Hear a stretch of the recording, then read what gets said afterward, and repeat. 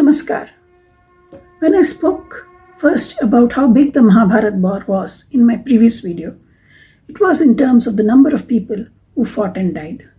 One friend heard the numbers and asked me a question, which became an inspiration for this one. She asked me, where is there any place in northern India where 47 lakh people could have fought? A valid question, and it really got me thinking. We call Mahabharat our Itihas and the players in the saga our ancestors. But because it has been drummed into us that it is a myth, a fiction, there is always this need to check to see if there is something that is really too fantastic to be true. First, let me give you a recap of where we got the 47 lakh numbers. Two armies, Kaurava army 11 Akshohani, Pandava army 7 Akshohani. Each Akshohani has got 21,870 chariots, one charioteer and one warrior equaling 43,740 people. Same number of elephants, so again 43,740 people. 65,610 cavalry and 1,09,350 infantry. A total of 2,62,440 per Akshohani. 18 Akshohani becomes 47,23,920 people. Meaning a total of 47 lakh people fought over the 18 days of battle. Now, did 47 lakh people really fight all at once? No. Before the war started, rules were determined between the two sides. And yes, there were rules, they were discussed, debated and accepted by both sides. A sort of a code of conduct. Apart from the inter-army rules, within either side, there was an understanding about which army would fight first, next, and so on.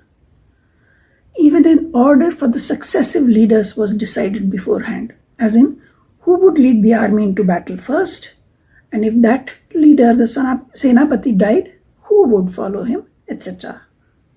Anyway, the takeaway is, all armies did not fight at the same time.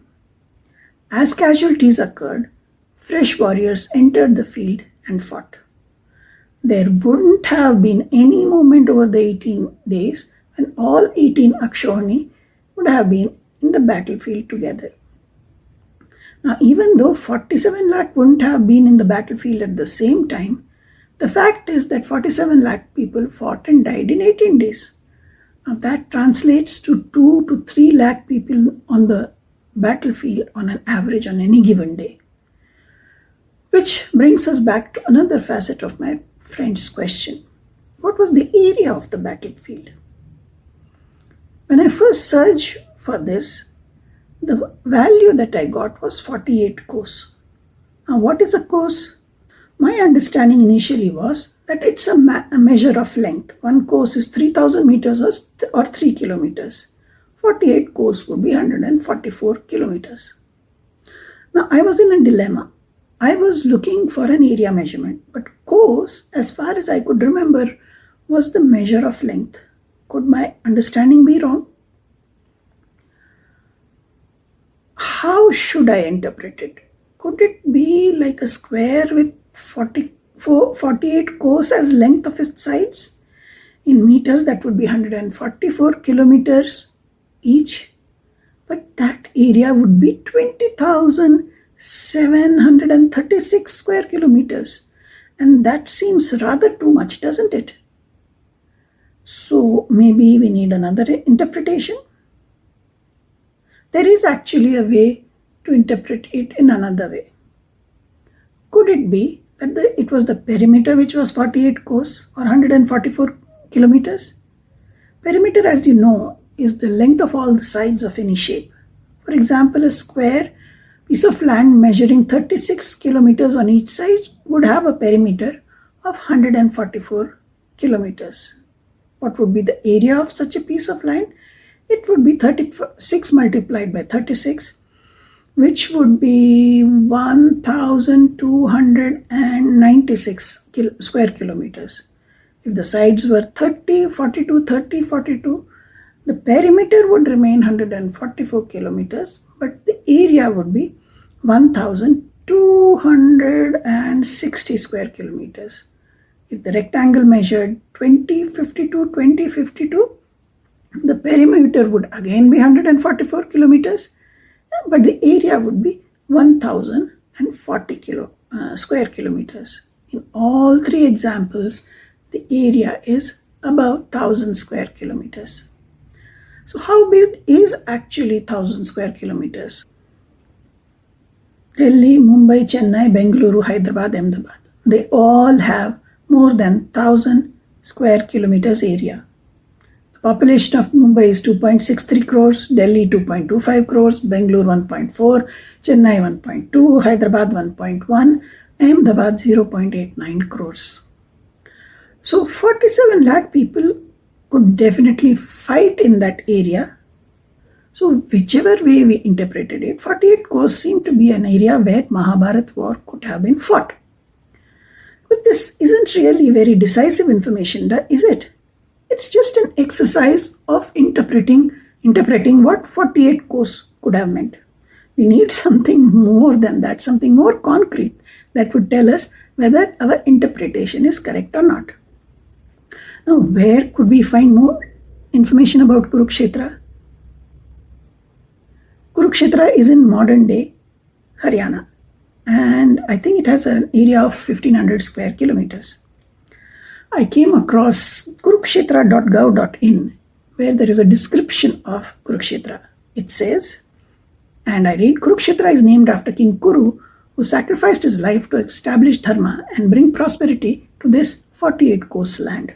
This 48 course area, around 240 kilometers in perimeter of the Kurukshetra Bhumi, is between Saraswati and the Drashtadwati river. This is even more amazing. 240 kilometers perimeter. Previously, we were looking at a perimeter of 144 kilometers. This is 100 kilometers more than that. As you know, the perimeter is the length of the edges of any shape. So a rectangle with a length of 80 kilometers and width of 40 kilometers would have a perimeter of 240 kilometers. But the area would be 3,200 square kilometers. This is too huge to imagine. Twice the size of Delhi. Of course, the shape of Kurukshetra is not like a rectangle, but then the area is massive. In spite of more research, I just could not decide which numbers were acceptable or which I could reconcile with. The only thing is that the area was huge and could easily have accommodated 47 lakh people over a period of 18 days. In the previous video, we concluded why the Mahabharat war was the biggest war ever. Because on an average, over 2.6 lakh warriors died each day, compared to the 27,000 per day in the First World War and 38,000 per day in the Second World War. Now here we see that the battlefield itself was massive too. Whether you consider 1,000 kilometers or 3,200 square kilometers, the area was huge. Death and destruction, a humongous area soaked with the blood of the fit, strong, capable men, very few survivors, all because of personal ambition overpowering dharma, righteous conduct. Indeed, a perfect reason to read, study, discuss, and debate Mahabharat and Dharma from a very young age, so that we can prepare our youngsters for a life worth living. Namaskar.